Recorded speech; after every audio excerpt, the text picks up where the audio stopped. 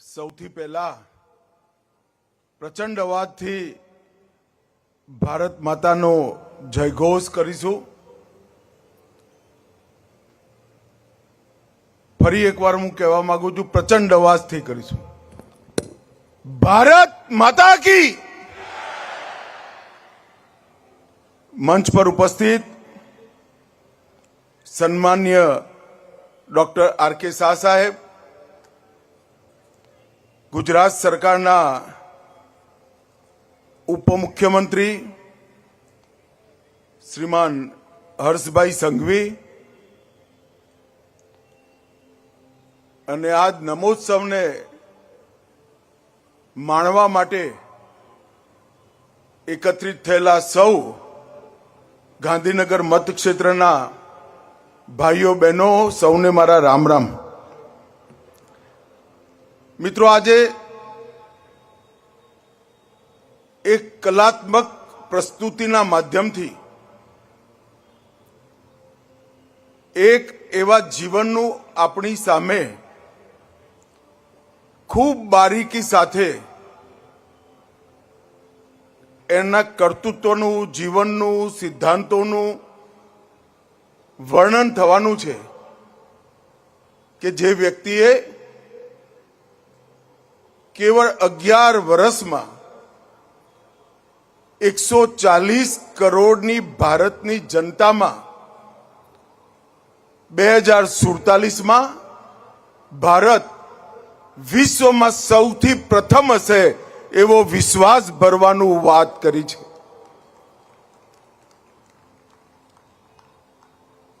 પોતાના વિચારોથી, કામોથી, આયોજનથી અને દ્રઢ સંકલ્પથી 140 કરોડ ભારતીયોના મનમાં વિશ્વાસ ફક્ત 11 વર્ષના ટૂંકા ગાળાની અંદર ભરવો એ ત્યારે જ થઈ શકે જ્યારે એ વ્યક્તિએ બાકીનું આખું જીવન આ માર્ગ પ્રશસ્ત કરવામાં, આ માર્ગ ઘડવામાં ચિંતન કર્યું હોય, એને સફળ કરવા માટે અનેક પ્રયોગો કર્યા હોય અને દેશભરની અંદર એ વિચાર સાથે સહમત એવા હજારો લાખો લોકોની ટીમ બનાવી અને વ્યક્તિત્વનું નામ એટલે આપણા આજના પ્રધાનમંત્રી, એક પ્રકારથી સંસ્કાર ધામના પ્રણેતા અને ગુજરાતીઓ કહી શકે આપણા પોતાના જ એવા નરેન્દ્ર મોદીના જીવન પર આ નમોત્સવની રચનાનો વિચાર। જ્યારે નરેન્દ્રભાઈ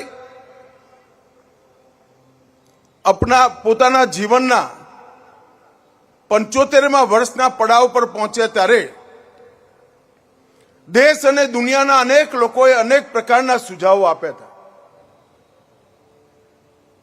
કે અદ્ભુત વ્યક્તિત્વ, અદ્ભુત જીવન અને જીવનની અદ્ભુત યાત્રા લોકો સુધી કઈ રીતે પહોંચે। ત્યારે સ્વાભાવિક રીતે નરેન્દ્રભાઈ જે કાર્ય સંસ્કૃતિમાં આવે છે એમનો પહેલો પ્રતિભાવ હતો કે એની જરૂર શું।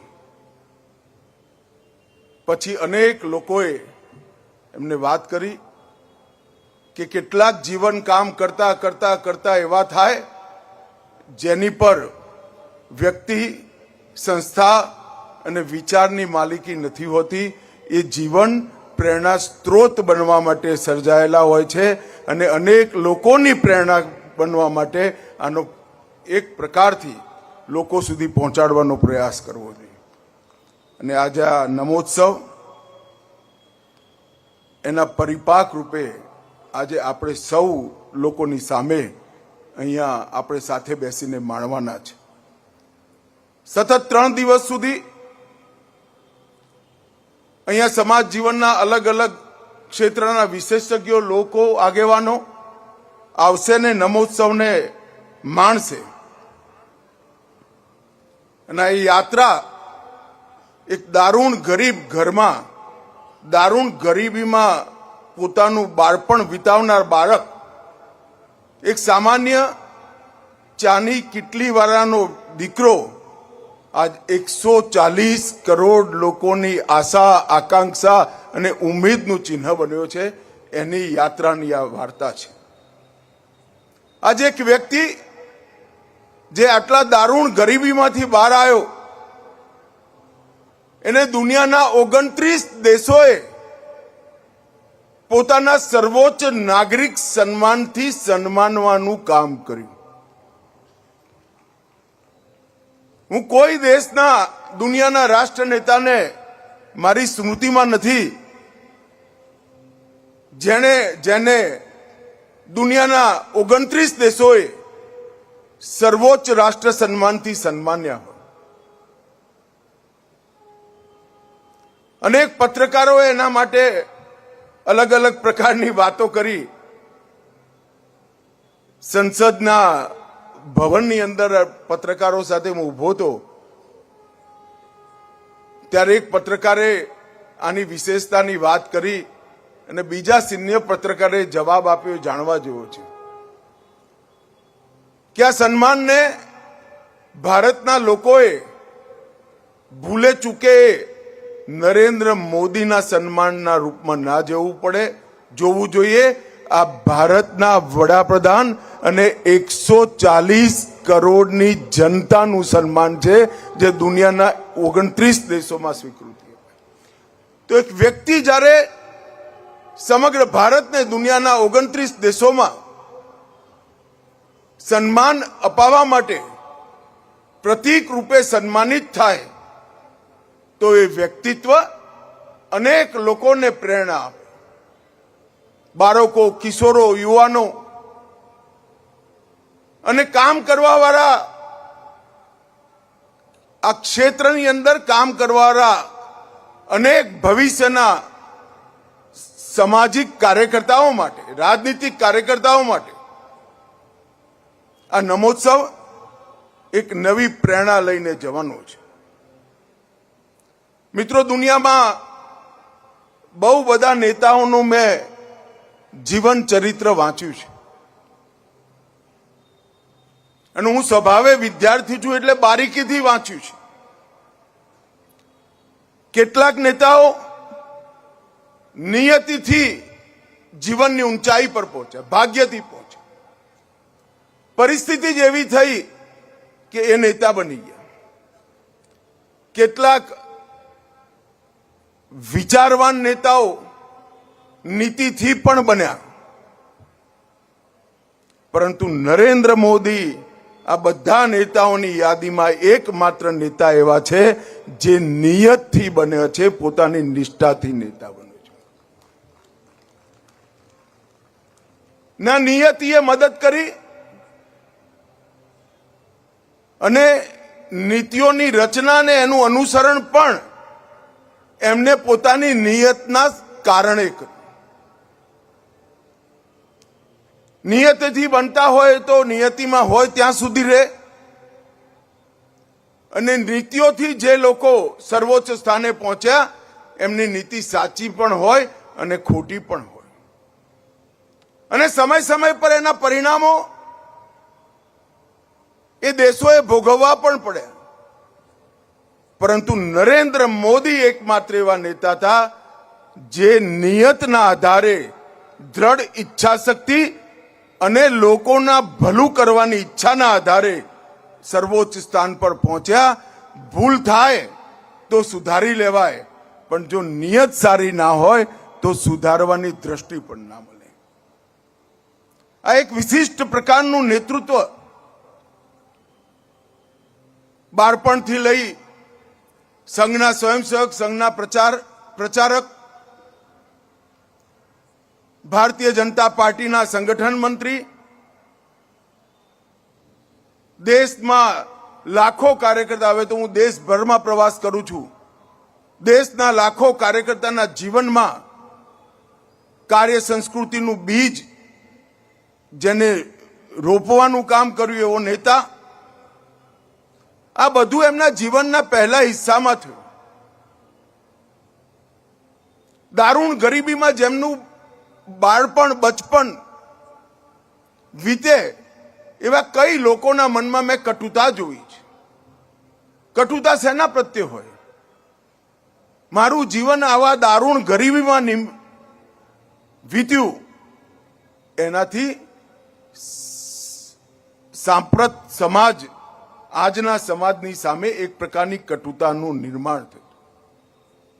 નરેન્દ્રભાઈનું જીવન દારૂણ ગરીબીમાં તો વીત્યું, પણ કટુતાની જગ્યાએ પોતાના જીવનને ગરીબ કલ્યાણનો રાસ્તો અપનાવી એમને કરોડો ગરીબોનું કલ્યાણ કરવાનો રાસ્તો અપનાવ્યો. અને આ દેશના 60 કરોડ ગરીબોના જીવનમાં ગુણાત્મક પરિવર્તન લાવ્યું.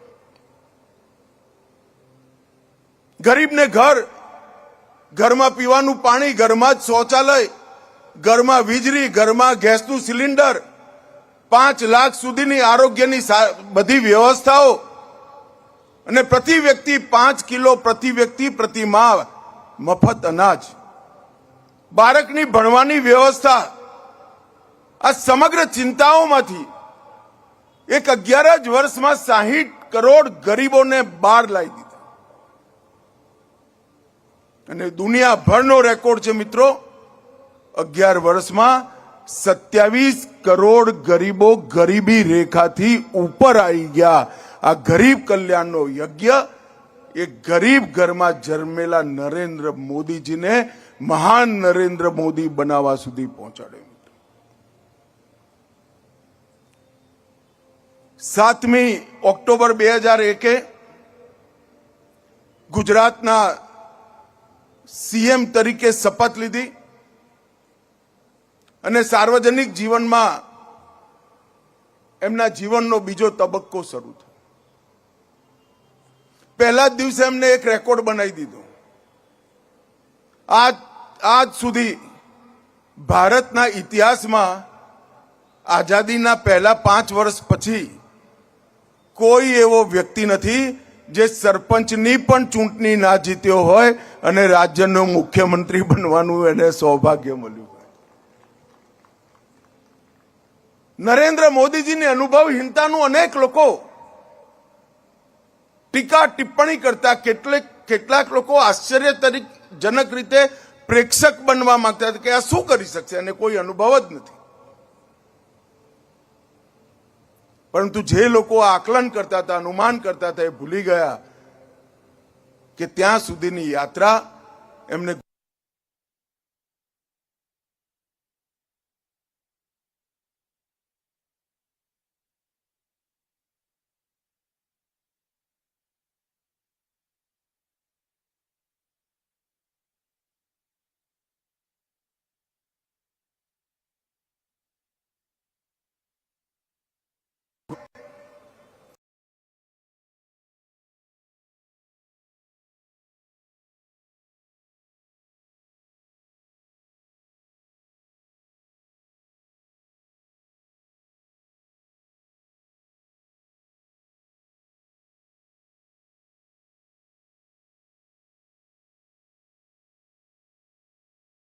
લાખો કાર્યકર્તા, હવે તો હું દેશભરમાં પ્રવાસ કરું છું, દેશના લાખો કાર્યકર્તાના જીવનમાં કાર્ય સંસ્કૃતિનું બીજ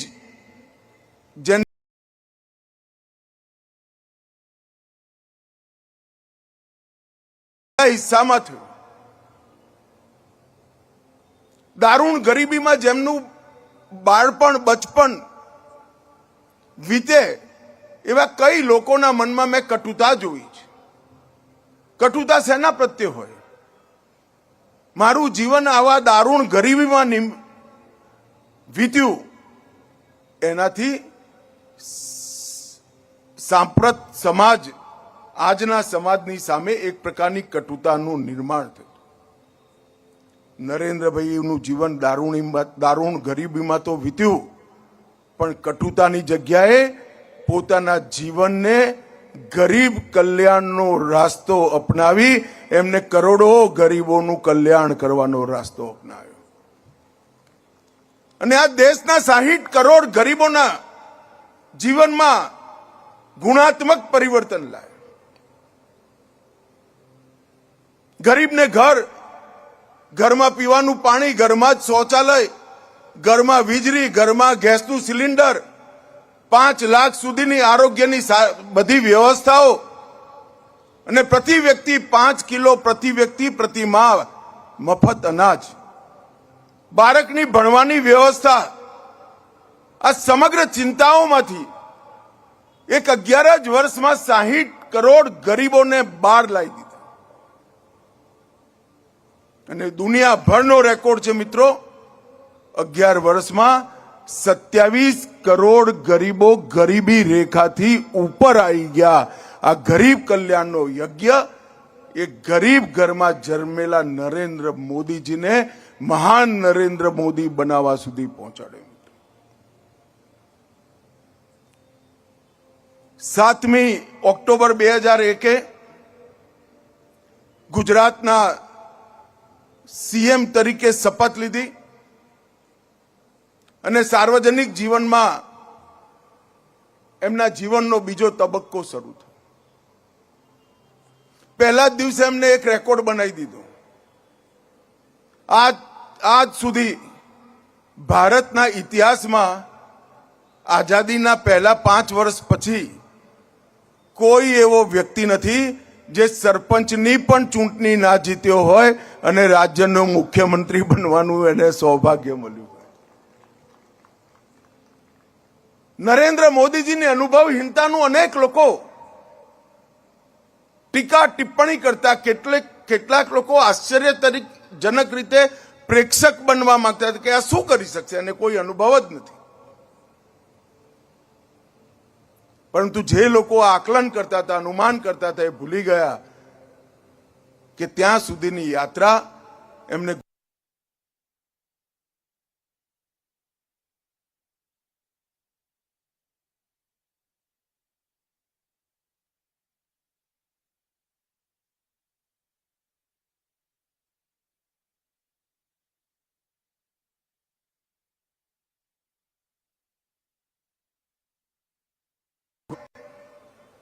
ગુજરાતના મુખ્યમંત્રીનો એમનો એક કાળ સમગ્ર દેશની સામે સુરાજ્ય કઈ રીતે લાવી શકાય એનું એક ઉત્કૃષ્ટ અને આદર્શ ઉદાહરણ બની.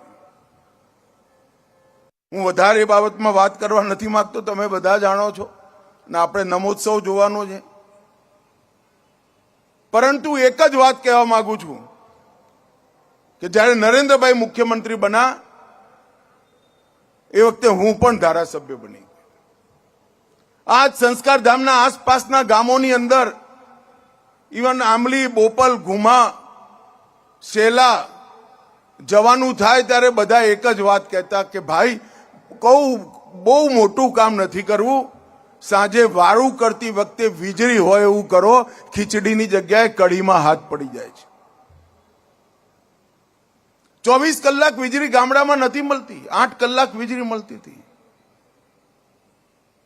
અને નરેન્દ્રભાઈએ પોતાની પદ્ધતિથી સમસ્યાનું સમૂળ નિરાકરણ કરવામાં એમની જે માન્યતા છે, જે માન્યતા જ એમને મહાન બનાવે છે, એમને નિર્ણય કર્યો, જ્યોતિગ્રામ યોજના આવી અને જોતામાં ગુજરાતના બધા જ ગામડામાં 24 કલાક વીજળી ભારતમાં સૌથી પહેલા પહોંચાડવાનું કામ દેશના આજના વડાપ્રધાન નરેન્દ્ર મોદીજી. 7 ઓક્ટોબર 2021 થી 28 ડિસેમ્બર 2025 24 વર્ષ મેં એમના સાથી તરીકે એમની સાથે સાર્વજનિક જીવનમાં કામ કર્યું છે.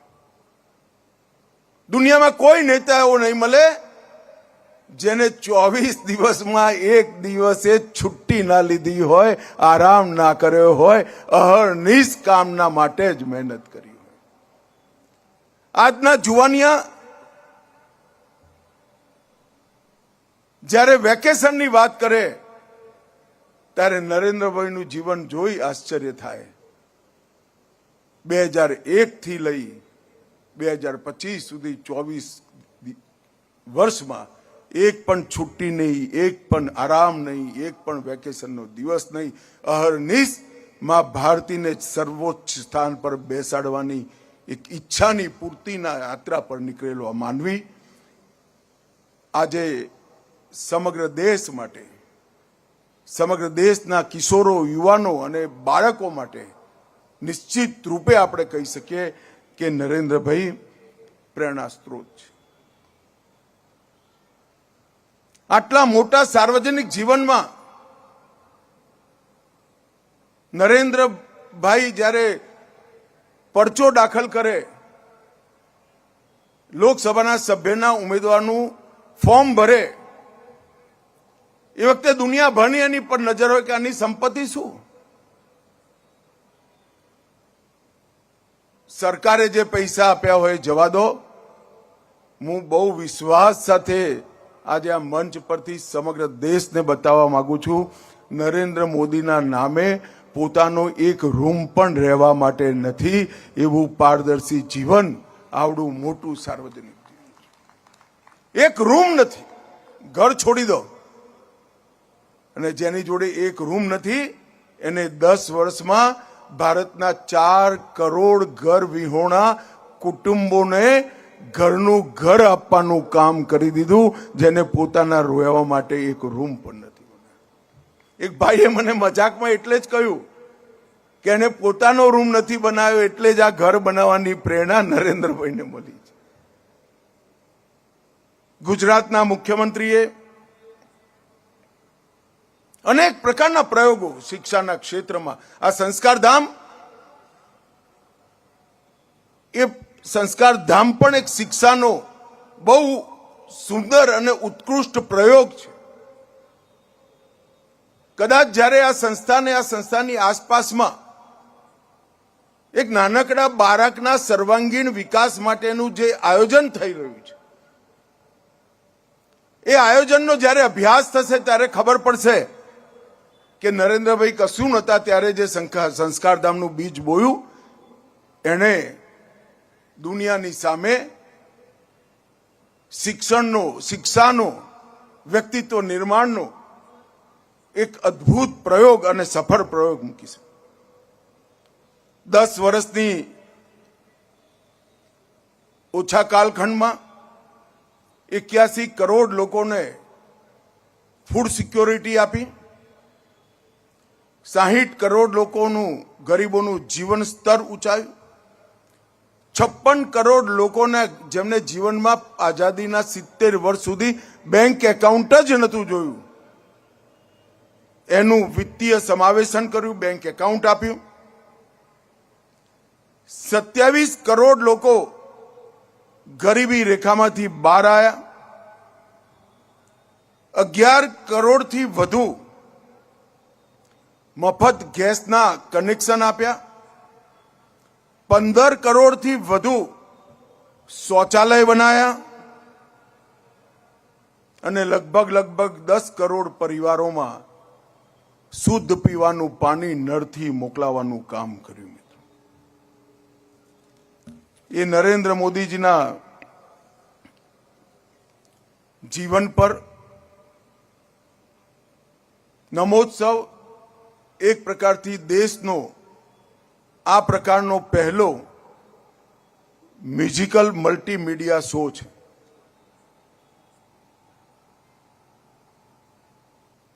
જે નરેન્દ્રભાઈના જીવનને, એનો સંઘર્ષ, નીતિ આધારિત જીવન જીવવાની કઠોર શિસ્ત, પારદર્શિતા, પોતે તો જીવન કઠોર જીવવું જ, પણ એવા હજારો કાર્યકર્તાની ફોજ ઊભી કરવી, ભારત પ્રથમના વિચારને દેશના કરોડો યુવાનોમાં પ્રસ્થાપિત કરવો અને દરેક ક્ષેત્રમાં ભારત સૌથી પ્રથમ હોય. 15 ઓગસ્ટ 2047ના દિવસે જ્યારે દેશ આઝાદીની શતાબ્દી મનાવતો હોય વખતે એવા દેશની રચના કરવી જે દિવસે વિશ્વમાં દરેક ક્ષેત્રમાં આપણું ભારત એક નંબરના સ્થાન પર ઊભું હોય એ પ્રકારનો વિચાર પ્રસ્થાપિત કરવાની આ જે યાત્રા છે એ યાત્રાનું નામ નમોત્સવ છે. મિત્રો, હું બહુ નાની ઉંમરથી એક વિચારધારાની સાથે જોડાયો. જોતા જોતા જોતા વિચારોમાં, કામોમાં, કર્તૃત્વમાં, ઈચ્છાઓમાં એ વિચારધારા ક્યારે રગરગમાં બસી ખબર જ ના પડી. હું નાનપણથી આ વિચારધારાનો અનુયાયી બન્યો, જે રાષ્ટ્રીય સ્વયંસેવક સંઘની વિચારધારા. નાનપણથી એક નારો લગાવતા, जहां हुए बलिदान मुखर्जी वो कश्मीर हमारा है, वो कश्मीर हमारा है जो सारे का सारा है. અને એક સંકલ્પના હતી કે દેશમાંથી 370મી કલમ ઉઠી. એક સંકલ્પના હતી કે દુનિયાભરના કરોડો કરોડો રામ ભક્તોનું હૃદય જે સ્થાન સાથે જોડાયેલું છે, શ્રદ્ધા જે સ્થાન સાથે જોડાઈ છે, એ સ્થાન પર ભવ્ય રામ મંદિરનું નિર્માણ થાય. સૌના મનમાં ઈચ્છા હતી કે ઔરંગઝેબે તોડેલો ભગવાન કાશી વિશ્વનાથનો કોરિડોર ફરીવાર બને. સૌના મનમાં, અમારા બધાના મનમાં ઈચ્છા હતી, અને દેશના કરોડો લોકોની આજે પણ ઈચ્છા છે કે આ દેશ કોઈ પણ ધર્મનો નાગરિક હોય એક જ કાયદાથી આ દેશ ચાલવો જોઈએ. કોમન સિવિલ કોડ આવવો જોઈએ, સમાન નાગરિક કાયદો આવવો જોઈએ. ટ્રિપલ તલાકથી મુસ્લિમ બહેનોને જે અન્યાય થાય છે, અન્યાયનો અંત આવવો જોઈએ. આ દેશની રાજનીતિમાં જાતિવાદ, પરિવારવાદ અને ભ્રષ્ટાચાર, આ ત્રણેય નાસુર સમાપ્ત થઈ છે. આ દેશ હંમેશા માટે આતંકવાદથી સુરક્ષિત બને એવી નીતિઓનો અમલ કરવામાં, દેશમાંથી નક્સલવાદ પૂર્ણ રૂપે સમાપ્ત થઈ જાય. આપણું નોર્થ ઇસ્ટ, ઉત્તર પૂર્વ શાંતિનું વિકાસના રસ્તા પર પ્રશસ્ત થાય. આ બધી જ ઈચ્છાઓ બધાના મનમાંથી એના માટે ભાષણો પણ કરતા હતા, બોલતા પણ હતા, પણ કોઈના મનમાં વિશ્વાસ નહોતો કે આ જીવનમાં કદાચ આ લક્ષ્ય પૂરું થશે. બધાને હતું કોઈ ને કોઈ ક્યારેક તો થશે. પરંતુ એક 11 જ વર્ષમાં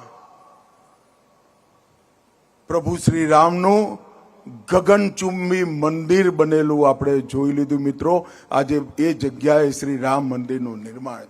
કાશી વિશ્વનાથ કોરિડોર પણ થયો. ધારા 370 ખતમ થઈ ગઈ. કોમન સિવિલ કોડની શરૂઆત થઈ. ટ્રિપલ તલાક સમાપ્ત થઈ ગયા.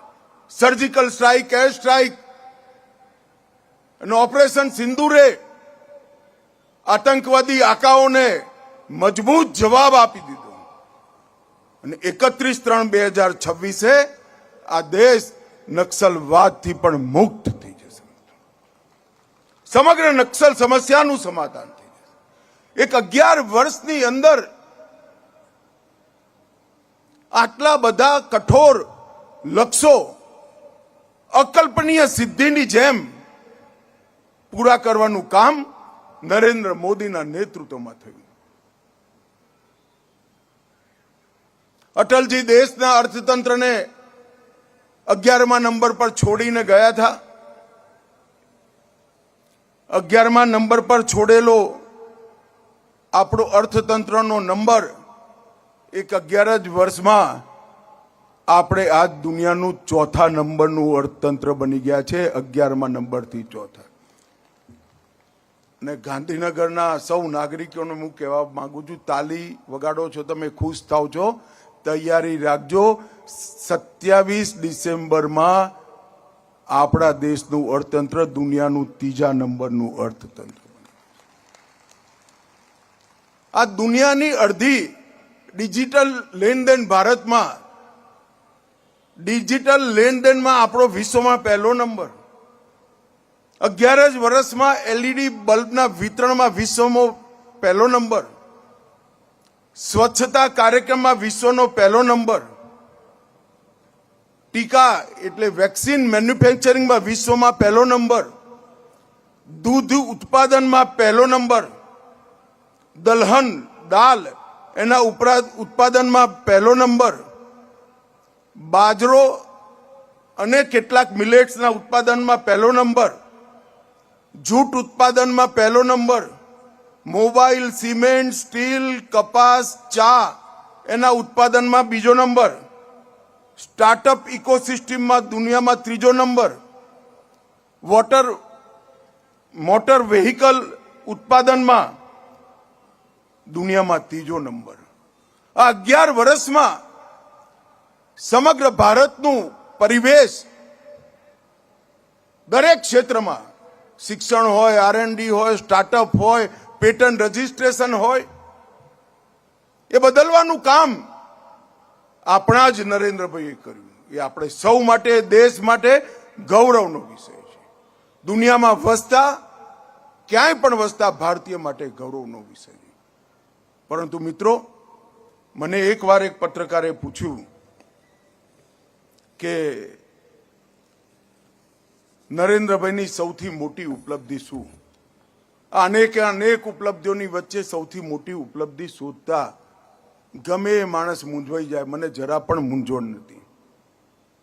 મેં એને કહ્યું, જ્યારે દેશ આઝાદીનો અમૃત મહોત્સવ મનાવતો હતો, આપણી આઝાદીના 75 વર્ષનો આપણે ઉત્સવ મનાતા હતા, કોરોનાનો વર્ષ હતું, અને એ વખતે નરેન્દ્રભાઈએ આહવાન કર્યું કે 75 થી 100 વર્ષની આપણી યાત્રા, આઝાદીની શતાબ્દી સુધીની યાત્રા અમૃતકાળ છે. અને અમૃતકાળમાં આપણે સૌ ભારતીયોએ એવો પુરુષાર્થ કરવાનો છે, પુરુષાર્થની પરાકાષ્ઠા કરવાની છે કે જેથી જ્યારે આઝાદીની શતાબ્દી મનાય, માં ભારતીનું સિંહાસન વિશ્વમાં સર્વોચ્ચ સ્થાન પર હોય એવા ભારતની રચના કરવાની કલ્પના કરી. અને જોતામાં અભિયાનની સાથે દેશના કિશોર, યુવાઓ, મહિલાઓ, કિસાન, મજદૂર, દલિત, આદિવાસી, મોટા ઉદ્યોગપતિઓ અને અનેક પ્રકારના સારસ્વત વૈજ્ઞાનિકો હોય, સંગીતકારો હોય, અનેક પ્રકારના સારસ્વત અભિયાનની જોડે જોડાઈ ગયા. અને જોતામાં 140 કરોડ લોકોના મનમાંથી નરેન્દ્રભાઈએ આટલા વર્ષોની ગુલામીનો હીન ભાવ, ઇન્ફિરિયોરિટી કોમ્પ્લેક્સ કાઢી એક આત્મવિશ્વાસ ભરવાનું કામ કર્યું. મિત્રો, એ જ નેતા કરી શકે જેને જન્મથી અત્યાર સુધી ક્યારેય હીન ભાવ સ્પર્શ ના કરી શકે. નરેન્દ્ર મોદીજીના જીવન માટે 20 મિનિટમાં બોલવું બહુ અઘરું હોય છે. અને તમે બધા પણ અને હું પણ નમોત્સવ માણવા આવ્યા છે. પરંતુ આ નમોત્સવનો સંદેશ દેશના બાળકો, દેશના યુવાનો, દેશના કિશોરો અને દેશના યુવાનો માટે છે. ભલે ગમે તે ઘરમાં જન્મ્યા હોય, દારૂણ ગરીબ ઘરમાં જન્મ્યા હોય, અગર મનમાં ઉત્કૃષ્ટ દેશભક્તિની ભાવના ભરી હોય તો મા ભારતી માટે સૌથી વધુ કામ કરવાનો યશ આપણને મળી શકે. ભલે ગમે તે સંજોગોની અંદર આપણું શરૂઆતી જીવન વીત્યું હોય, પરંતુ ગરીબ અને સમાજનું ભલું કરવાની દ્રઢતા જો દ્રઢીભૂત હોય, આપણી ઈચ્છા શક્તિ મજબૂત હોય, તો દુનિયાના 29 દેશો પણ પોતાનું સર્વોચ્ચ નાગરિક સન્માન એ વ્યક્તિને આપી શકે. અને આ લક્ષ્ય દેશના બાળકો, કિશોરો અને યુવાનો માટે નરેન્દ્ર મોદીજીએ સિદ્ધ કર્યું છે. નમોત્સવ એ સંદેશ આપણી યુવા પેઢી સુધી પહોંચાડવાનો કાર્યક્રમ છે. નરેન્દ્રભાઈ આજ એવા સ્તર પર છે કે વ્યક્તિને કોઈ પ્રચારની જરૂર નથી. ગુજરાતીઓ બધા બહુ વિદેશ જાય અને પાસપોર્ટ આપે તો તરત કહે કે મોદીના ભારતથી આવો છો. એને કોઈ પ્રચારની જરૂર નથી, પણ આ દેશના બાળકો, કિશોરો અને યુવાનોને પ્રેરણાની જરૂર છે. મને વિશ્વાસ છે કે નમોત્સવ એ પ્રેરણા પૂરી પાડવાનું કામ કરશે. અને હું સંસ્કાર ધામનો પણ હૃદયપૂર્વક આભાર માનવા માંગુ છું કે મારા મતક્ષેત્રના સમાજ જીવનના બધા જ અંગ ઉપાંગોને 3 દિવસ સુધી તમે નમોત્સવ જોવાની વ્યવસ્થા કરી આપી છે. શાહ સાહેબ, આપનો પણ ખૂબ ખૂબ આભાર. અને ફરી એકવાર આપણે સૌ આપણા પરિવારની અંદર નરેન્દ્ર મોદીજી